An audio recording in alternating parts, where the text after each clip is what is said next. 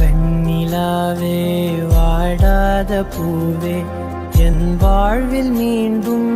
என ஈன்ற தாயே கண்ணோடு இமையாய் சுகமான சுமையாய் இரு கையில் ஏந்தி தாலாட்டுவேனே காற்றோடு தலை கோதி நதியோடு தவழ்ந்து உயிரோடு உயிராக உறவாடும் அழகே பனியோடு விளையாடி மலரூஞ்சலாடி